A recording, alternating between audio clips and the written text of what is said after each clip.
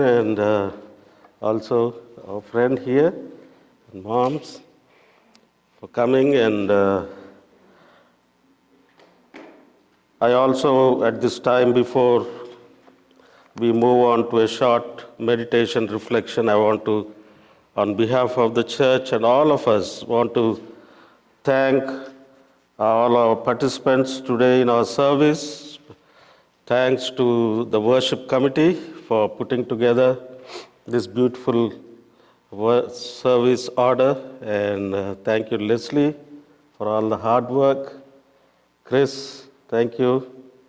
Gina, thank you. And all the singers and musicians, thank you very much. And there are many to name and to thank, but it all started right from the hanging of the greens, when several of you stopped and did these beautiful decorations, right? Let's give a round of applause and acknowledgement.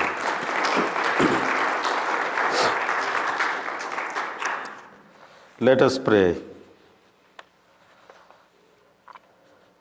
May the words of my mouth and the meditations of all our hearts be acceptable in thy sight, O Lord, our rock and our Redeemer. Few months ago, I read a story. It is about birthdays. And somebody was sharing an experience that they had where he was invited for a child's birthday party, and but the whole time, all the guests, there were several guests, they were not able to see the child. And suddenly somebody asked the parents, by the way, where's the child for whom we are celebrating his birthday? And the parents, it seems, they said that the child was kept with the grandparents so that the child will not disturb or cry and spoil the party.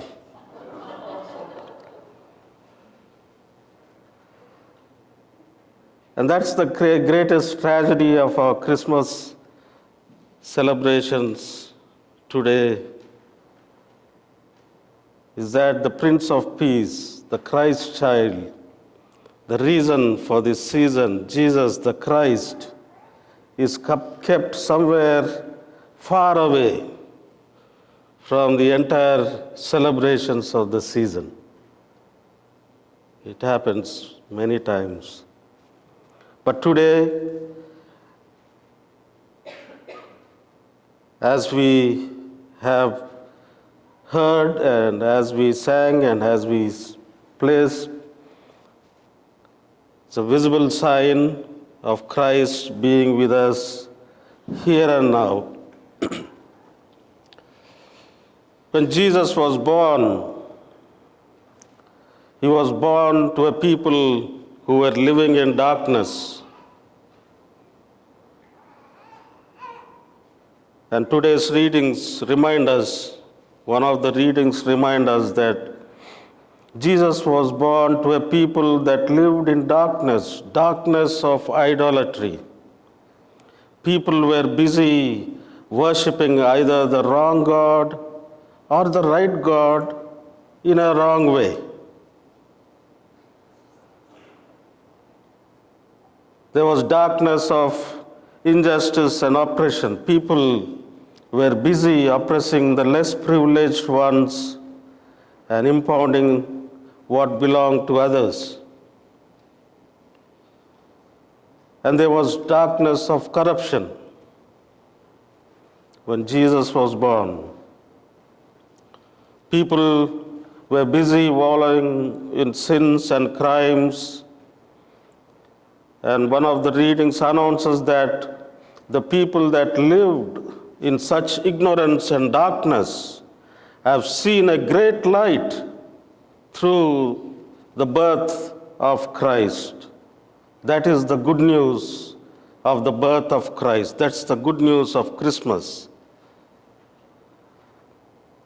Jesus was also born, as we all know, born as a Messiah, a Savior.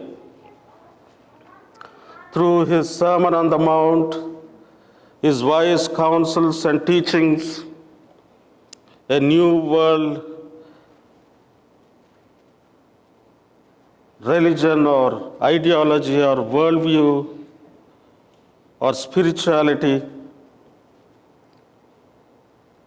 And when Jesus was born, this new spiritual dispensation was born. We can see the summary in the great Sermon on the Mount. And people also realize that he is, as we now believe, that he is a mighty God. He is a wonderful counselor. He is a mighty God. Through faith in him, people were to receive deliverance of every kind of spiritual captivity. A wonderful counselor and a mighty God, and he is the Prince of Peace. Through him, all peoples of all nations and tongues would unite and sheathe their swords in a new civilization and culture of love and peace, which we find in John chapter 20. So, my dear friends, as Chris reminded us before the tone chimes that we sing and it will be heard in heaven, right? On the first Christmas day, the angels were sent to help us recognize a new paradigm shift. They were sent to announce the newborn King of Kings. A host of angelic choir were convened for praise and worship, and they sang the Gloria. Glory be to the God in the highest and peace on earth, right? We all know the Gloria. They sang for the first time. And the heavens expect us to join them in this praise whenever we gather in worship. Now, what is our own role in this whole drama of salvation? What does the birth of Christ mean for us? Today, in spreading the message of wisdom from the wonderful counselor, is our role to share that message of wisdom. The gospel of deliverance from the mighty God that we received in and through the birth of Jesus Christ is to be shared. And the sacrament of healing and reconciliation from the everlasting Father and Prince of Peace is to be shared in this often broken world. And we must individually, we must try to make a room for our Lord Jesus Christ in our hearts and homes.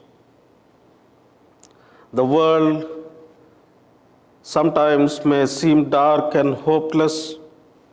Our lives may be very challenging at times. We may be very tired of dealing with the reality of the pandemic, wanting things to get back to normal. Whatever normal is anymore, I don't know. But just as baby Jesus' birth entered the reality of ancient Israel, the news of the birth of Jesus enters our lives this evening as well. Therefore, may our voices rise with the voices of the heavenly host, proclaiming joy at the birth of our Savior and proclaiming glory to God in the highest. And let us proclaim and share and be channels of God's peace in this world. Merry Christmas to all of you. Amen.